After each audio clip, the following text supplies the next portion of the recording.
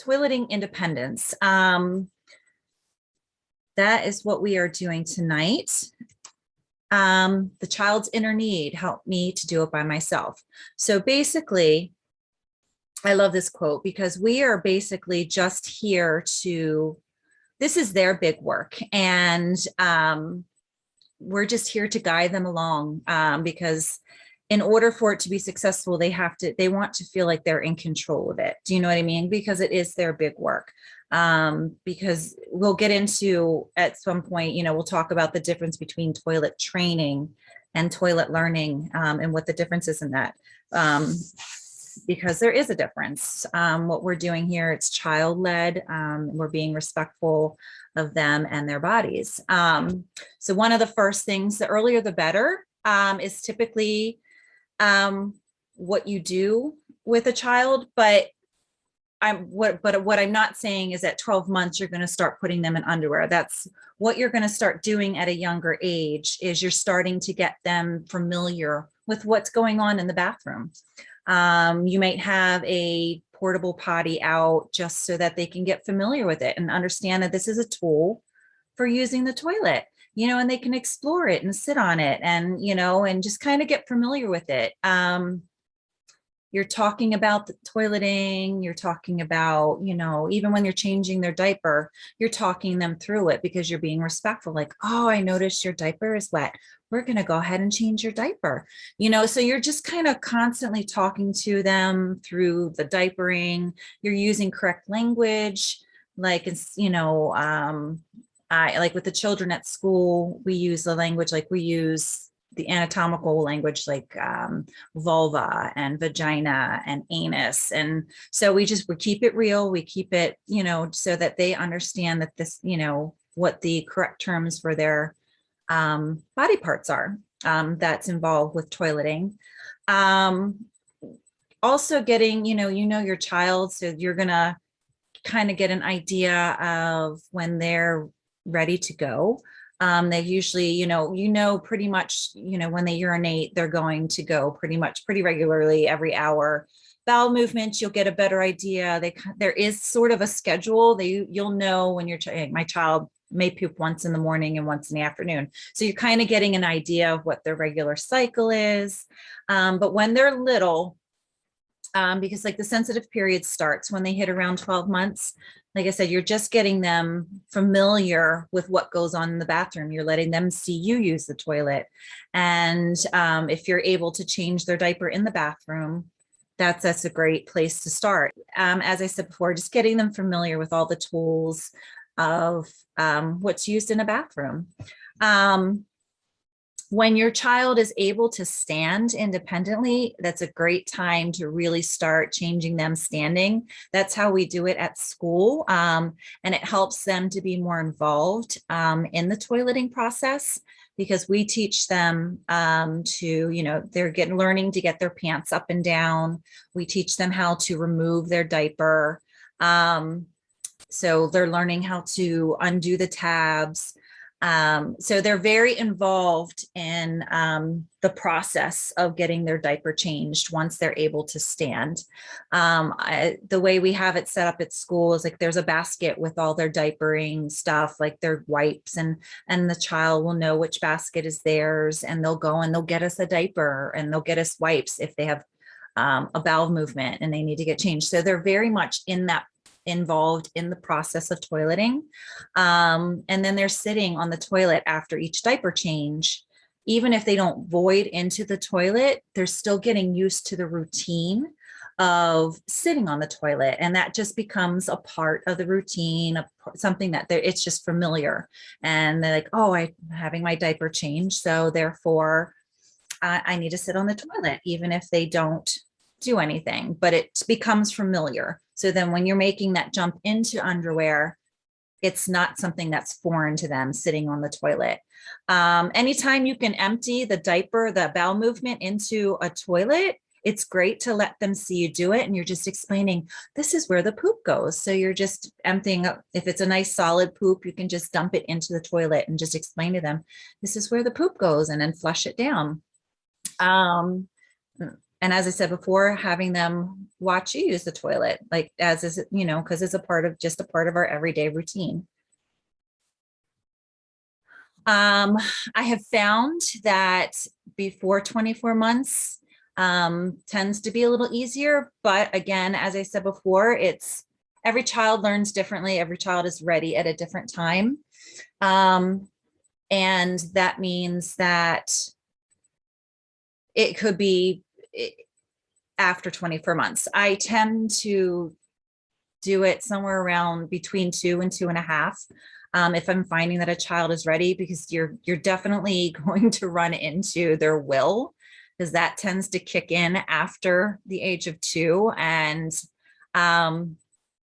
once their will kicks in, it can make things a little more tricky, because they're definitely going to exercise the fact that they can say no, because they're toddlers and they can do that. But they're not always going to be ready before 24 months. It just depends on the child. And your guide, if your child is at school, when your child is at school and they're at an age where they would do this during the school year, just make sure that you're checking in with your guide. Your guide will definitely let you know the moment that they think that your child is ready. So just be in communication with your guide, because if we're with your children a lot, you know, during the week. So we're going to see there are certain steps that need to fall into place, and readiness signs, which we will talk about as well, so that it's setting them up for success. You know, if you do it too soon, it tends to go a little south. So you want to make sure that, you know, all the different readiness signs are falling into place. Again, it just says that at 12 months, you know, you're getting your child familiar with the tools that are needed for toileting, like a potty chair. You're working on your dressing skills. Your child should be able to pull their pants up and down and get them off and on, because when you're in the toilet learning process, they're doing that for themselves. And then if they wet themselves or soil their underwear, have a bowel movement, they're taking off their clothes, and they're learning to do that themselves, get their clothes off, because they're very involved with the process. So as I said before, it's their big work. Let's see, I see something in the chat. There is a question. How long do you have them sit on the toilet after removing a dirty diaper? So, I mean, you want them, a lot of children will sit and pop off like, oh, I'm done. I would have them, I tend to, like, I will tell a child, we'll count. So I'll have a child sit on a toilet and say, let's count to 20. So we'll just sit there and we'll count. So just so that they're starting to get used to sitting on the toilet longer, because nothing's going to happen if they're sitting and popping off. Now, you can't force them to sit on the toilet, and you don't want to get into a power struggle.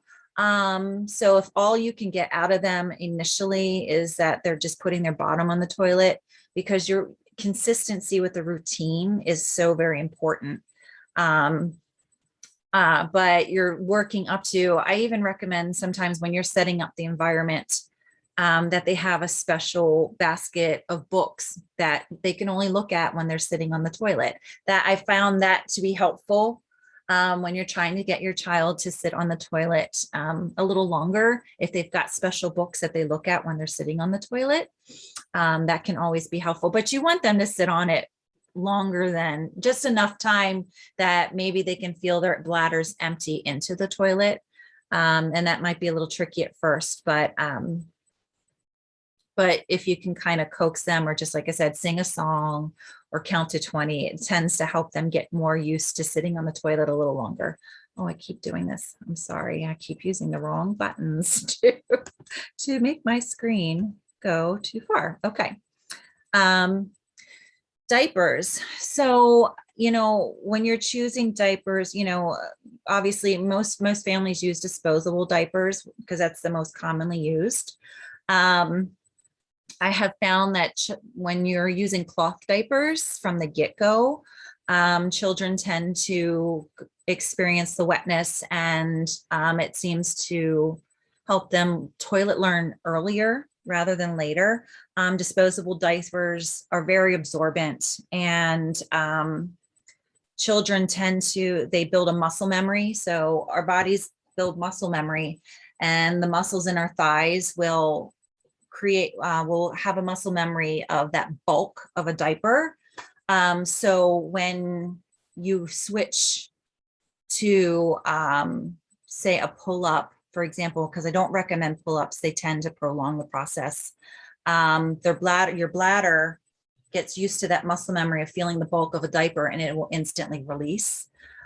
So when you jump into underwear, thinner underwear is better, or at least if it's a thicker underwear, I would recommend something that's got the cotton, because even if it's keeping it contained as far as the urine or the bowel movement, it's still cotton inside, and you want them to feel the wetness. So that's why cloth diapers are always great for younger children when you're not, if you're still using diapers, because then they get used to feeling the wetness and feeling and experiencing that, because you don't want them to get comfortable. What I found, disposable diapers, they get used to it. They get used to they release, the diaper catches it, and they're like, okay, I'm good. So if you have the opportunity, and it's not everybody's cup of tea to use cloth diapers, but if you have the opportunity, cloth diapers will allow your child to experience the wetness and know that, oh, I'm wet, I have to get changed. So you want that to be the message that they're learning. As I said, pull-ups tend to prolong the process. I don't recommend them because it really is just a diaper.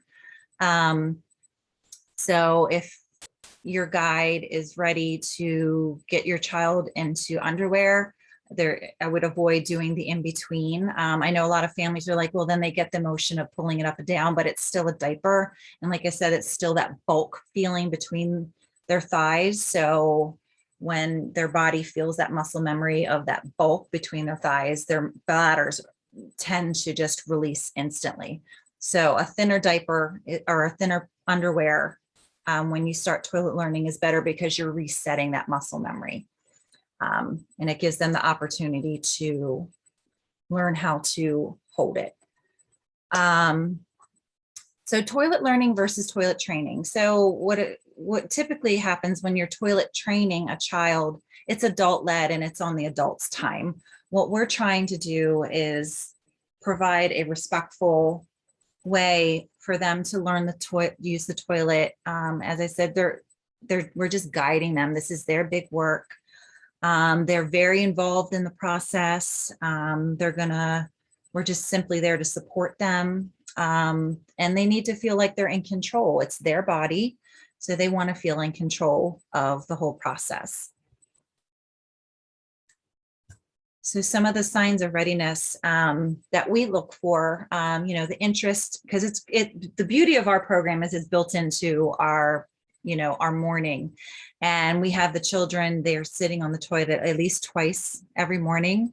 Even if they don't void into the toilet, they're at least sitting. So they're getting familiar. It's a routine. We're very consistent. It's so important to stay consistent with the routine because it builds trust between you and your child as far as this process goes.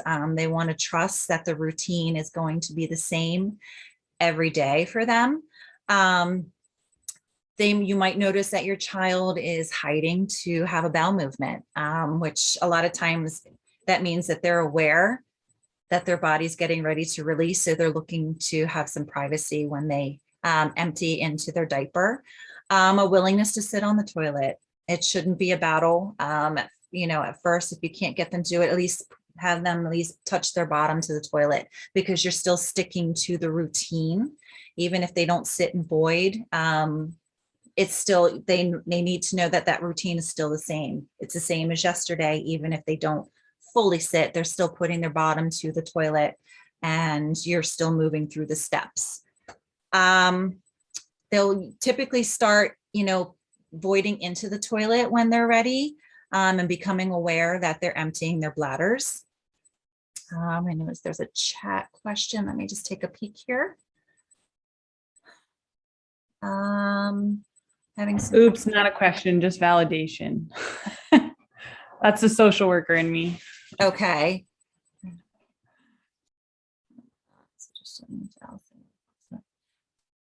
Okay, so oh, okay, got you. So you started changing the diapers in the bathroom and did that help?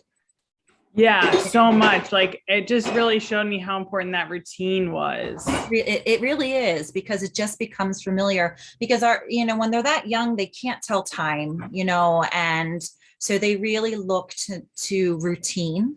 It's such a big part of a toddler's world is the routine and being consistent about it. So they just know when they have that routine, they know what comes next, even though they can't tell time. So that's so great. I'm so glad that worked out. Wonderful. When your guide will be in touch with you, or you can touch base with your guide about, hey, I've noticed my child is, starting to use the toilet at home. How are they doing at school with it? Is this something that you're seeing? So because it has to be a partnership. When you jump into toilet learning, it's a big commitment. And it's best that everybody involved in the toilet learning you're all on the same page. Otherwise, it's not going to work. And it really needs to be a partnership for it to go smoothly, because you want to set your child up for success. Going back and forth between diapers and underwear, I found that's not, it's confusing. So when you jump into underwear, we don't typically go backwards. We just keep moving forward with it. It's a lot of laundry. It's like I said, a huge commitment, but there's light at the end of the tunnel, and you just have to keep consistent with the routine and staying in touch with your guide, because your guide's there to help you along this journey with your child as well. And having having a partner to do this with, so that it's just not all on you, making sure, you can tag team and help each other out. Consistency is key. Like, as I said, switching back and forth is very confusing, and it just makes the process that much longer. Your child may still need to wear a diaper for napping or sleeping at night. I found that the night diaper is the last to go. There are families who do choose to just dive right in and take the diaper out of the equation completely. This will involve a lot of sheet changing in the middle of the night. So it's completely up to you and your family and what's best for you. But I recommend keeping the night diapers just until you find that they're waking up dry. But if you're ready to just take them out completely, that's okay as well. Even with napping, you might want to start with just taking away the napping diaper, because since that's a shorter period of time that they're just napping at night. Obviously, you've got a big chunk of time between going to bed at night and waking up in the morning. Limiting their liquids before bed will help as well. Trying like having a cutoff time. And then making sure that they're using the toilet before they lay down at night. But as I said, it's a preference for families. But I find that taking the night diaper away is the last thing to go. Is there any questions about that? You can I can't see anybody right now. So if you just wanted to shout out your question, if you have any. This is Sarah. I had a couple of questions. Sure. So Ari's showing the signs, most of the signs of readiness. So I guess what's the step from, okay, so I think he's showing signs of readiness to like, what do we do next? So I would suggest that you reach out to Carla and, let her know what you're seeing at home. Ask her, just like I said, it's a partnership. So you want to make sure you're all on the same page, because what you're seeing at home may not necessarily be what she's seeing at school. But that's probably I recommend the best spot for you to start is to just have a conversation with her about it first. And then you guys can make a plan at moving forward, going from there. Okay. And then does it make a difference, do you think, if he's like still in a crib or can get to the bathroom by himself, or how does that factor in? No, because typically they're not developmentally, they're not going to probably wake up in the middle of the night to get up to use the toilet. They're not there yet. more than likely he's still going to just eliminate as he's asleep. So I wouldn't worry too much about that right now until you kind of gotten some of the toilet learning under your belt. And yeah, but yeah, that'll come later. I wouldn't worry too much about that. Okay. Anybody else have any questions so far? Okay. All right. So I'm going to keep track of time so I don't keep you guys too long. Let's see. All right. So time commitment. It is such a huge time commitment to toilet learn, but it's so worth it. When your child is ready, you know, and your guides come to you and saying, hey, I think little Johnny's so ready to and capable of jumping into underwear. I would take that opportunity to partner with your guide on that. What you're going to do is you're really going to focus. You're going to pick a weekend where you're doing nothing but toileting all weekend. I call it toileting boot camp. And when your child's at home, it's even best if you just have them run around, you know, naked. Obviously, we can't do that at school, but having them run around with just, you know, nothing on is probably the easiest way. But there will be lots, like I said, accidents and lots of laundry. You're going to clear your schedule. I wouldn't plan on going out anywhere if you don't have to.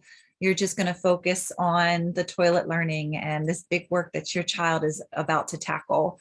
I've even had families who you can buy a toilet that can actually go in your car. It's a portable toilet that families have found to be very helpful when you're just on a trip and all of a sudden they need to use the toilet, which never fails, right? It always happens.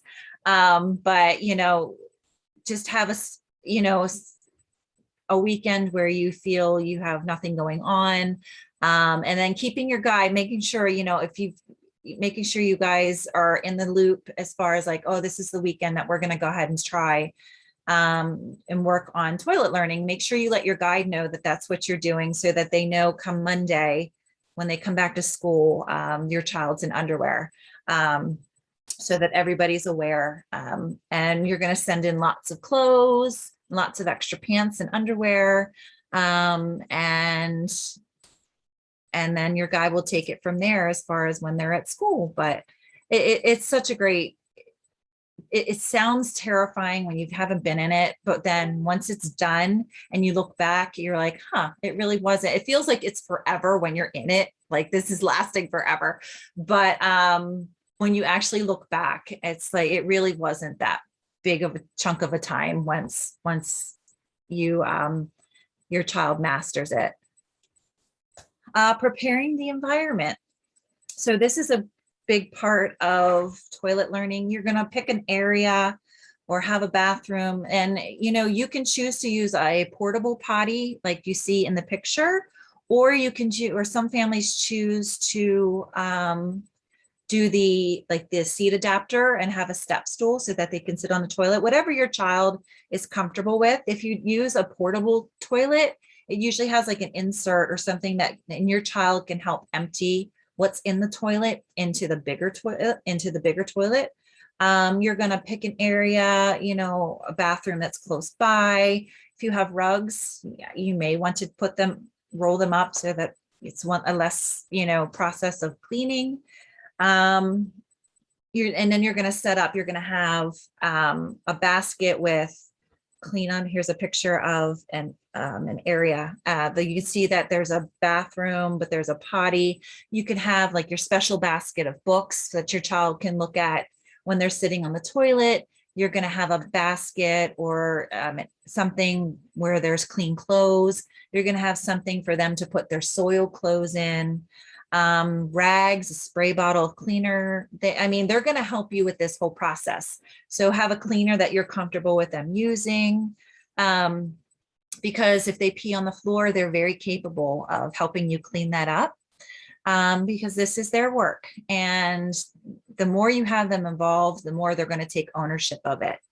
And you want them to be able to have access to everything. And like I said, have a hamper for the dirty soiled clothes, for the dirty cloths, for when they're cleaning up the floor if that happens. And then the basket of clean clothes, because they can go and get their clean clothes and put them on. Again, this is just the supplies needed. You can either do the potty chair or the seat adapter. I found when I was doing it with my children when they were small, the seat adapter, I had a seat adapter that actually, it attached to the toilet and it just flipped up. So it flipped up out of the way so that an adult could still sit on the toilet seat. You see the one that's in the picture, it has the handles. It just lifts off when an adult wants to use the toilet. Some children prefer that. Other children will prefer the child size portable toilet that sits on the floor. If you do this one, you're going to want to have the step stool so that they can climb up safely, as well as having a step stool at the sink so that they can wash their hands. A hand soap, because you're always going to have them wash hands after they use the toilet. It's great to get into that habit. The clean underwear basket, some clean rags, a spray bottle that they can use, a timer. A timer is a great thing to use too, because that helps them feel in control, because you're going to have a set schedule and you can set this at first. We're going to talk about that. You're going to have them go every 20 to 30 minutes. And you can set a timer. And when they hear that timer, they know, oh, it's time for me to sit on the toilet. You could have this special basket of books or games or things that are just specifically for when they're sitting on the toilet. It's a great way to entice them to sit a little bit longer. Changing your child standing up. So that's part of preparing your child for the toileting process. Emptying the contents of the diaper into the toilet anytime you can so that they can see it. Even if they have a bowel movement in their underwear, you can still put the bowel movement into the toilet. If you can empty it into the toilet, it's great to show them that this is where the feces go. This is where the poop goes in the toilet.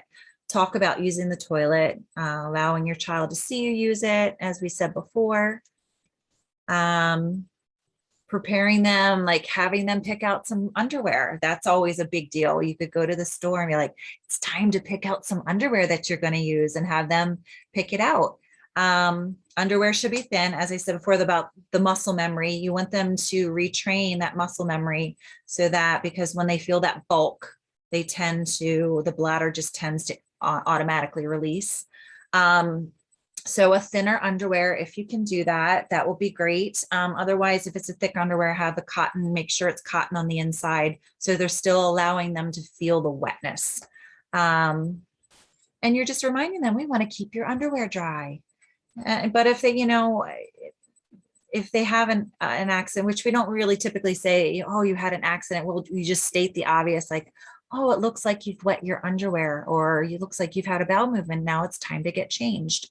And then, you're gonna, when you pick your weekend, you're kind of like the anticipation of leading up to that. You've got your underwear picked out.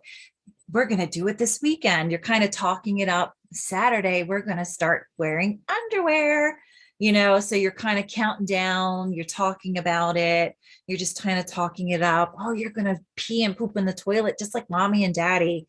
And you're going to be, you're going to maintain a calm, but yet excited demeanor. There's no pressure. You're just kind of like saying, this is something you're going to do. This is your big work. Oh, not too far. The big day. So you're reminding your child that today's the big day.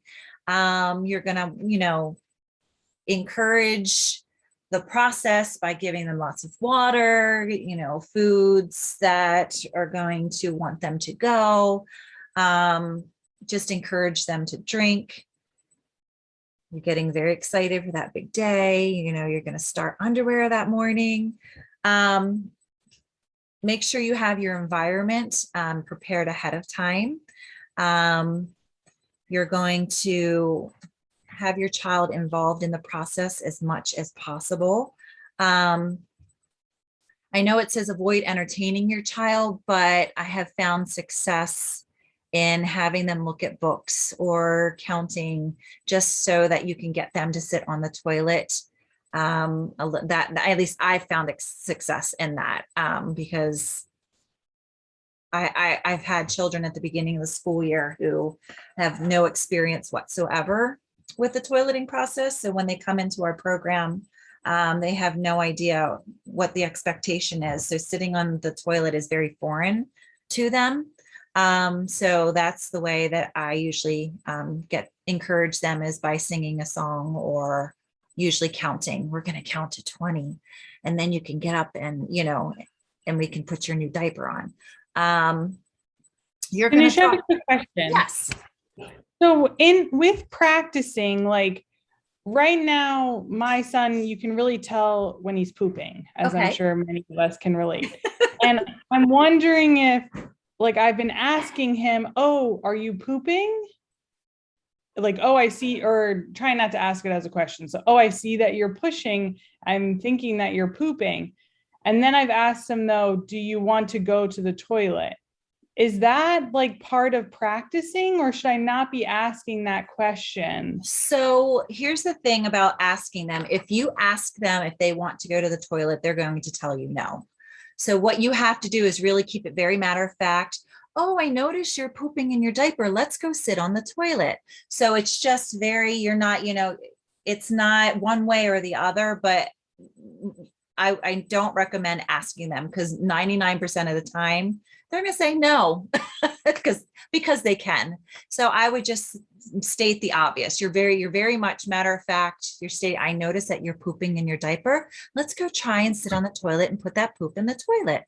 So you're just, very matter of fact. And then when he sits and if he gets poop in a toilet, again, you're like, you sat on the toilet and you pooped. You did that all by yourself. It's really, I know it sounds silly, but you're just very much stating the obvious, You're just narrating. Okay. Yeah. Okay. That's helpful. Okay. Yeah. Thank you. You're welcome. I have a follow-up to that. Sure. So Ari is like the one that he hides under the table or behind something. And so how do you like reconcile his like want for privacy with, now I'm going to take you to the bathroom, like when he goes to. Well, it's clear that, if he's hiding, he's very aware of the feeling that, okay, I have to poop, so I'm going to go hide now. So yeah, I mean, it's if once you establish a routine of, it's just what we do, we sit on the toilet and we poop, and being consistent about that routine. I would just say to him, very, like I said, matter of factly, I notice that you're hiding and you're pooping and you're, you can see that, it's obvious that, you're having a bowel movement, you're just being very, you don't want to get too wordy, but you can state the obvious. Like, I see that you need some private. I mean, if he wants to sit on a toilet without you sitting there with him, that will kind of help with the privacy part of it. But at some point you kind of have to guide him to the toilet, because that's where you want it to go. Do you know what I mean? So that's why even though he's hiding and you're still going to stick to the routine and go through the steps, because they need to know that routine is consistent every single day, regardless of whether or not he does it in the toilet. It doesn't matter, as long as you're sticking to the routine. And it's just what we do. We go to the toilet, we sit on the toilet, we try to poop. So I would just mention it to him, like, oh, I noticed you're hiding. It looks like you're having a bowel movement. Let's go try and sit on the toilet and put the poop in the toilet. So you're just establishing that routine, Sarah. Does that make sense? Yeah, but so if I think he's already started going, like, right, do you want to sort of like poop is interrupted? Yeah. So, okay. Yeah. Otherwise just wait till he's done, but then you're going to take him into the toilet. I noticed you've had a bowel, I noticed you pooped. You're going to empty it into the toilet. If you can try and catch him, like if you can kind of get an idea of if he seems to poop like right before lunch or right after lunch, or do you know what I mean? And kind of get an idea, then you can just establish a routine that's when he's going to sit on the toilet. Do you know what I mean? So you can try and catch it before he goes off and hides and poops in his diaper. Does that make sense? It's hard sometimes. Some children are just mad poopers and they poop whenever. But for the most part, I found that they pretty much kind of poop around the same times every day. some multiple times, so you can kind of catch and get an general idea of when they have bowel movements. And that way you can kind of set the schedules like, oh, it's coming up, so let's try and sit on the toilet and poop now, and see how that goes. But and then if they're, if you see that they're eliminating in the toilet, you can talk about like, oh, you're releasing urine, you're peeing in the toilet, your bladder's letting that go, or your body's eliminating, the feces from your body, just to kind of give them a general sense of what they're feeling. You're talking, so that they kind of get a better understanding of what their body is feeling in that moment as they're releasing. So it's a great conversation starter. You talk a lot about, you never realize just how much you start talking about urine and feces until you start toilet learning. Wiping. So one of the things, as they get more used to going on the toilet, and that process of toilet learning is moving along, you're going to start helping them learn how to wipe at some point. At first, they're probably going to need a lot of help. What we do at school is we teach them to get a little, get some toilet paper. I have them like wrap it around their hand twice. And what I found is that when they kind of squat, and I'm not going to demonstrate for you, but if you have them bend their knees and squat, it tends to help their bottom cheeks spread, so that it's easier for them to get in there and wipe around their anus. I recommend that they do that. Try wiping 3 times to see, and then you can check to make sure that they're getting themselves clean. It's not a perfect process at first, and of course, if you find that they still need some assistance getting themselves clean as they're still learning how to wipe, by all means, you can say, and now that you're done wiping, I'm going to have a turn to make sure I notice that there's still some, feces on your skin. Let's make sure we get that off. But, when girls, and obviously you want girls to learn to practice wiping front to back, because you don't want the bacteria to go towards their vulva. Practicing, and it's hard at first because when they're little, their little arms can't really reach behind them. So it takes a lot of practice, and they're going to need a lot of help with that in the beginning, and that's okay. But as they get more practice, and you're talking them through it, they'll get better at it. And that's why it's so important that they're washing their hands. So after the toilet, please make sure that they're always washing their hands with soapy water. Have something set up so that it's easy for them to get some soap and to turn on the sink. Sometimes you're going to find a little resistance, as like the first couple of days will probably go great. And then you might find that on day 3 or 4, they're just like, I'm done with you telling me to go to the toilet, but it's so important that you stay consistent with the routine, because they're testing you to make sure that the trust is still there. They trust that you're still going to stick to the routine. Do you know what I mean? So, you could offer a choice like, do you want to sit on the potty or do you want to sit on the toilet? Or do you want to hold my hand while we walk to the bathroom? And as I mentioned before, you're not going to ask them because they're going to say no. It's just something that we do. We're just like, oh, it's time to go to the toilet. We're going to go together.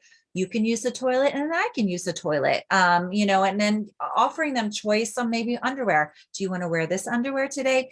Because even though we're having them stick to this routine and it's just, they still need to go, you want to make sure they're having some control, because this is their big work. So letting them pick out their underwear or what clothes that they're going to wear for the day, it still offers them the opportunity to make up, to have the choice for themselves.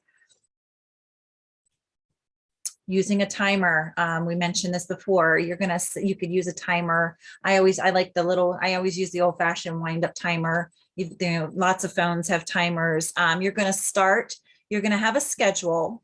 and a routine schedule that you're going to stick to every day. I would start out 20 to 30 minutes, and then as they stay drier longer, you can start to stretch that time. As I said before, you're not going to ask them if they have to go, because they will tell you no. It's just they don't want to stop what they're doing in the moment. And they're very good at exercising their will of saying no. They like to say no because they can. So, and they're not going to tell you typically that they have to go. So that's why it's so important to have just a schedule. Oh, it's time to go to the toilet, and trying to stick to that schedule every day. And you're keeping it very matter of fact. It's time to use the toilet. And then you're going to have a schedule, which, if you can stick to it as much as possible, like typically you're going to have them go when they get up in the morning, before they leave the house, when they get back when you guys get home. If you're able to have them use the toilet when you get to your destination, that's always a great time to go. So kind of just setting that standard of, then you may have them go before they sit down to eat, or you may have them go after they finish eating. So before bed, before getting into the bathtub. So you're just setting, a pretty standard schedule and then sticking to that schedule. I know lives get busy and sometimes you have to stray from it, but as much as you can stick to a schedule, will set them up better for success. You're going to continue, when we don't really refer to them as accidents. Very matter of fact, I noticed you wet your pants, so we'd have to get cleaned up. Or I noticed you have poop in your underwear. It's time to get cleaned up. We can't leave it on your skin because it could make your skin sore. But you want them to feel that. And, and you can talk about it. It's uncomfortable to be wet in your underwear, isn't it? Or, and you're just, because they want to feel in control of their bodies, and mistakes happen. It just does. And lots of it is going to happen when they're toilet learning. It's just part of the process, unfortunately, but it does get better. You can talk about, I could see that is your underwear wet or dry? You're bringing attention to that. You're bringing attention to, like I said, how it makes their body feel. Hopefully it's making them feel uncomfortable and they don't like to feel wet or have poop in their underwear. And we don't want to overreact. It's just you're stating the obvious. And now it's time to get cleaned up. So let's go find some, let's go to the bathroom. Let's get your dirty stuff off, and you can, put it in the hamper. If there's poop in the underwear, they can help you empty the poop into the toilet, trying to keep them as involved. If it's on the floor, they can help clean it up. They're going to get their clean stuff. So you're keeping them as much as involved in the process as possible. Celebrating their successes. As I said before, you're saying, oh, you sat on the toilet and you peed, you did that, because they're taking ownership of it. This is their success. This is not ours. You want them to be proud of what they've done. So you're just stating the obvious. I found that bribery doesn't tend to work, because then it starts to carry over into other things that's going on in their world. Like, oh, I got candy for toileting. Maybe eventually, like, can I get a sticker for eating my, bribery just doesn't seem to work, because you want them to internalize the pride and the effort that goes into it. And, toileting is just something that we do. We all do it. It's a part of our day. And you're celebrating the victories, but, and also you don't, it's not one of those situations that if you don't toilet, we don't, I don't love you. It's not attached to things like that. Your love is always going to be conditioned, unconditional, regardless of whether or not they've stayed dry. So I found that they don't really need praise to use the toilet, because it's just something that we do. And they're learning that it's just a part of our life. And that's just what we do. We all go to the toilet. The following days. So when you've chosen a weekend and you're going to keep the schedule consistent, that's so important. You can have a toilet in the car. I would limit your outings until you've kind of noticed that they're staying drier longer. It's a huge commitment. And you're going to go before you leave the house. You'll go when you get home. At your destination, you're going to go again if you can. but you're just going to stick to a consistent routine as much as possible. This is some of the ideas that are suggested as far as a schedule goes. They'll go before they get up, right before meals, after meals, before bath, maybe before bed, obviously before bed, before going out in the car or arriving at the new destination. Nighttime, we talked about that earlier as far as the diapering. It's okay if they still have to wear a diaper at night. I've found that it could be just as successful with the night diaper as not going that route. If you want to just jump right in and have no diapers at all, that's completely up to you. I found either way works well. These are some toileting book resources that I recommend. Toileting Awareness by Sarah Mowdrey. She also has a great session. It's about an hour long. She has a Facebook page. She's got a great toileting session that I watched recently, and she's got some great tips as well. Diaper Before 3, Diaper Free Before 3 is a great book, and the Montessori from Start touches on toileting as well. So that's basically everything in a nutshell, but I want to open it up to questions. I'm going to stop my share for you guys so I can see everybody. So that way you can ask questions that you may have.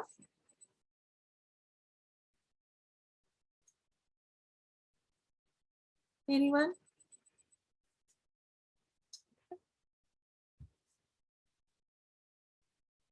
So I definitely, recommend you speaking to your guide, and, that's the first place you're going to start, is just because you want to know how they're doing it at school with the toileting, because it is a huge commitment, but your children are so capable. Once they start, showing signs of readiness, I would take advantage of that, just because their will can be very, very strong.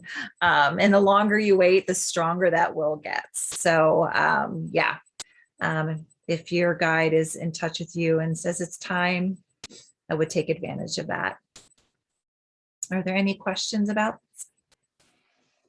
So at school, do you diaper during nap, or just whatever we work out with the guide, basically? Or you mean as far as like putting a diaper on the child for napping? If you choose that that's what you want to do, yeah, you would just send in diapers just for napping. I have some children that are in underwear that do still wear a diaper for napping. Yeah. Anyone else? Okay. All right. Well, I won't keep you. I know it's late.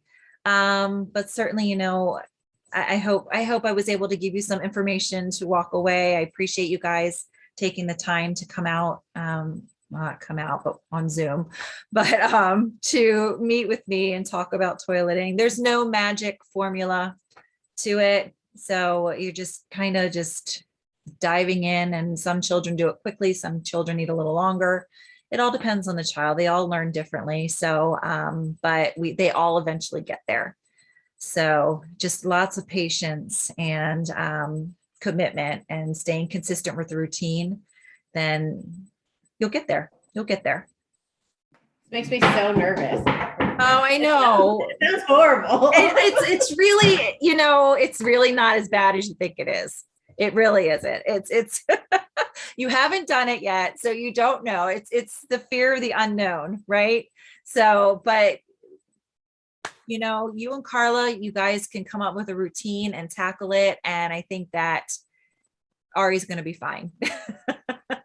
So, I mean, we're not walking around in diapers, and like they get it, right? I know he'll be fine. I mean, but we come full circle. Eventually, we go back into so it's right. Like, but we're all managing to get to the bathroom, and they figure it out, they get it eventually. So it's just, just meeting them where they are and being patient. I know it's hard. It's a lot of cleaning up, and it can get very tedious, but you're also involving them in the cleanup because they're very capable of doing that. It's a lot of laundry, but it starts to taper off. It does start to get better. The first couple weeks are rough. I'm not, it just is, but you get there. So I have another question. So at the beginning you said plan a time where you have time to dedicate to this and you're not going anywhere, and like no visitors and everything. But if the visitor, like a mother, for example, is coming to visit and like would help with the process, Sure. It's like, fine. It's just that you're worried about like just big changes. I think it's fine. So what I do recommend is anybody who's going to be involved in the toilet learning, it's really important to have them a part of that process, because you all want to do it the same way. And you don't want somebody doing it one way and then somebody, because then you're just totally, you're not being consistent with the routine, so anybody who's involved, whether it's a caregiver, a nanny, you want to make sure that everybody is on the same page. You're using the same language. That everybody's allowing the child to be, do the same involvement with the toilet learning. So you want to make sure everybody who's involved is all, they're all doing it the same way. That's really important. Any other questions? I had a quick question. Sure. So if you do have to travel in the car, to go get your other child or something along those lines, would then leave them in the underpants? Would it be okay to have like a pad underneath of them? Absolutely. Or do you awareness of the pad is kind of. So you'll still keep them in the underwear, but they make so I've had some families who I guess because they have access to a hospital, like those wet pads you see in hospitals. Ducks, like they're blue and white. I don't know. I've seen families use that and they put that in the car seat. I've seen families put trash bags, what you're going to put something there because you want to protect the car seat, because that can get really kind of funky when you have to pull it out and scrub it down. So I recommend putting something in the car seat to at least catch if something is, but hopefully, if you have your child go to the bathroom before you leave the house, hopefully that will work out. But I would put some kind of a liner. There's those puppy pads, that for whatever works, just to protect your car seat. Just know that it would void any liability on behalf of the car seat manufacturer, since you're not supposed to put anything between the person and the car seat. That's a good point. That is a good point. I wonder if there's anything out there. I'll have to research. Yeah, you'll have to research. Somebody's had to have come up with something, I can't imagine, but it's worth a look. I haven't actually thought about looking that up. That's a great thing to do some research on. Absolutely. Okay, thank you. You're welcome. Anyone else? Okay, well, thank you guys. I won't keep you. I know it's late, but so much. Oh, you're so welcome. Anytime. Just be in touch with your guide if you think of anything else. My email is dwilson@greenspringmontessori.org if you have questions, and hopefully I have the answer. Like I said, there's no magic to this. It's just, you're just diving in. And, but if you have questions, your guides, all the toddler guides have the same information. So just reach out to them and I'm sure they'll be happy to talk to you about it.